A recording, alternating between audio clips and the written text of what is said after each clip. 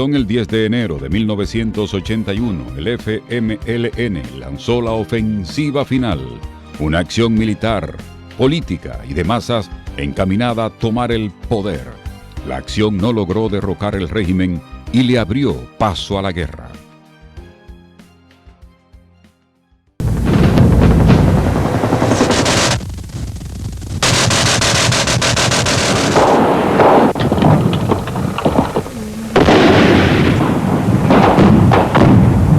La guerra del Frente Farabundo Martí para la Liberación Nacional en El Salvador, bueno, pues allí en los cerros de Guazapa, que es el volcán que está cerca de San Salvador, y en todos los frentes de lo que fue el FMLN, el Frente Farabundo Martí para la Liberación Nacional, hubo dominicanos. El volumen, hubo momentos en que habían cientos. Muchos militantes del Partido Comunista Dominicano, del PSD, lucharon en la revolución, ganaron rangos militares importantes en la insurrección salvadoreña. A partir de 1983, las organizaciones políticas dominicanas comenzaron a enviar combatientes voluntarios para participar en la guerra al lado del FMLN. Esos dominicanos que decidieron ir a la guerra de El Salvador lo hicieron porque estaban decididos a apoyar los revolucionarios de esa nación que buscaban poner fin a la opresión del régimen militar que gobernaba con el apoyo de los Estados Unidos. Muertos allá cayeron en combate, hay 6 u 8 camaradas que murieron en combates, en lo que está el capitán Ramón Luna Cornelio, eso se puede mencionar, murió en combate. El capitán Pedro García se llamaba Ramón Luna Cornelio, su nombre de guerra Pedro García.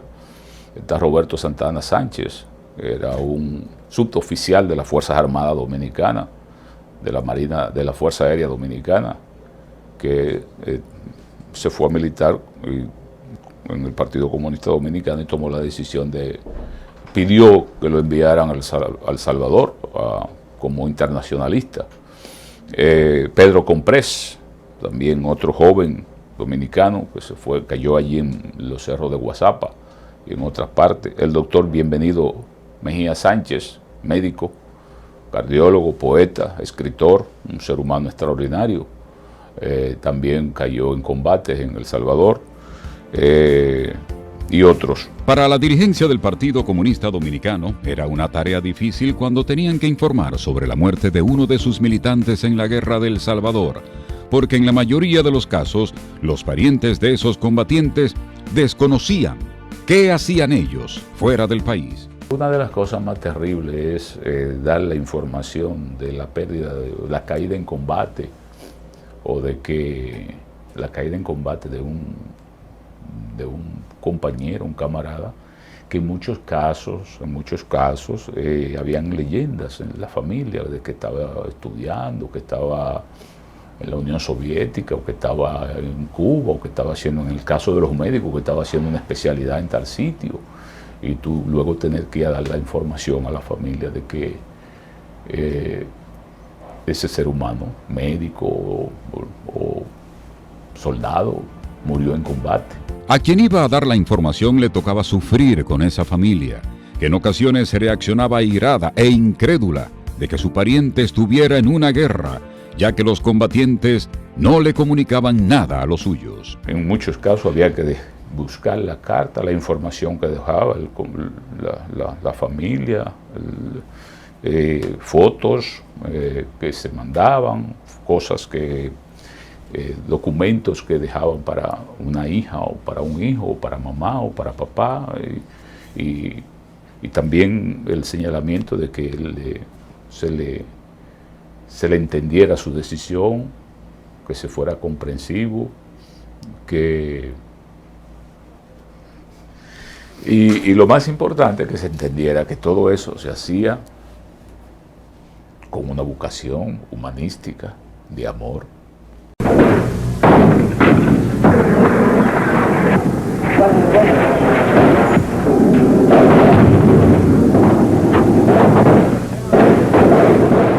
Fueron muchos los que regresaron ilesos de esos combates, como es el caso del entonces dirigente del Partido Comunista Dominicano, Braulio Torres. Braulio Torres fue de los que coordinó muchos de esos viajes de combatientes a El Salvador. La dirigencia de la izquierda dominicana valoraba y evaluaba la solicitud que hacían sus militantes interesados en ir a la guerra de El Salvador.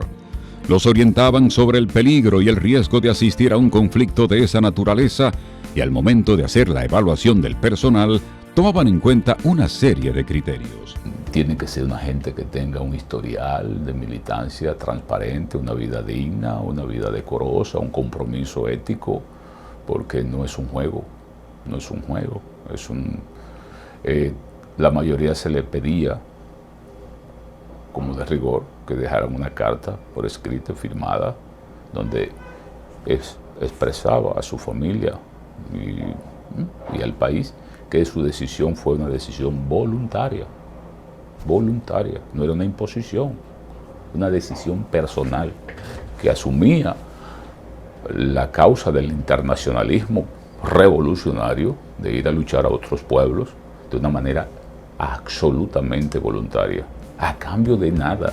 Quienes se decidían a ir a la guerra de El Salvador desde República Dominicana tenían que hacer el viaje a través de otros países que tienen frontera con El Salvador, por el riesgo que se tomaba si se pretendía llegar por los aeropuertos. La presencia de dominicanos en la guerra de El Salvador fue motivada por las buenas relaciones que mantenían los dirigentes de izquierda de ambas naciones. Había relaciones, todavía existen relaciones, me honro en tener... No lo niego, me honro en tener relaciones con los camaradas del FMLN. En esa época el comandante general el jefe político militar era el Charles Jorge Jandal, que era el secretario general de lo que fue la unificación de todos los grupos de la izquierda revolucionaria salvadoreña en el Frente Farabundo Martí para la Liberación Nacional, y teníamos relaciones.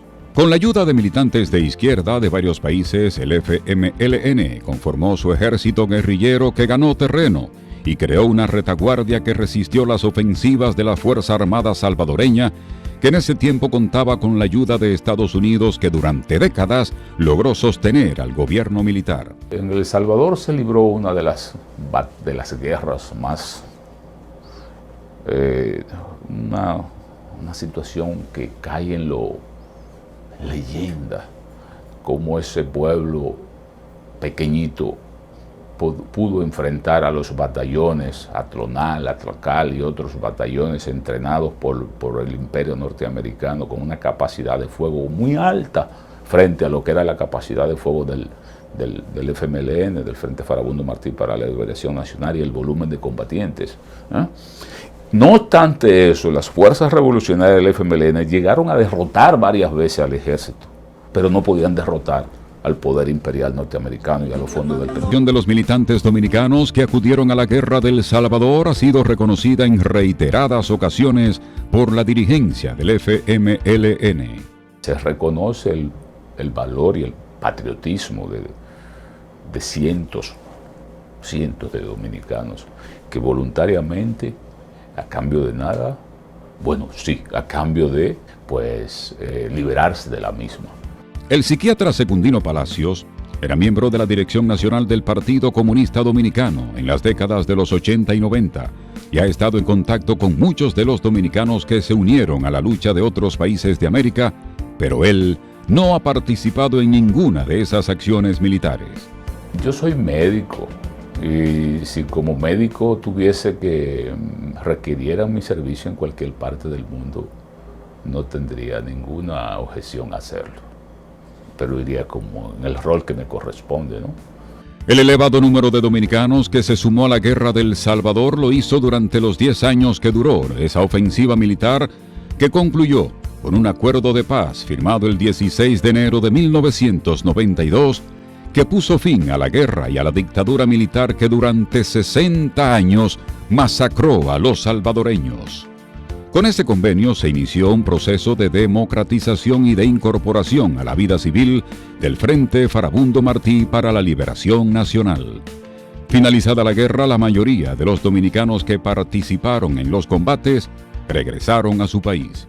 Algunos se han quedado, se hace familia, cuando la familia que tú dejas aquí, cuando llega está deshecha, porque a veces tú vas por un periodo o tú vas con la idea de que vas a estar 2 años y las circunstancias se complican o el combatiente no quiere salir, aún habiendo cumplido con el tiempo establecido en el frente que se había acordado. Hubo otros casos de jóvenes dominicanos que conocieron algunas jóvenes combatientes en la guerra y al finalizar los combates decidieron casarse y quedarse por allá.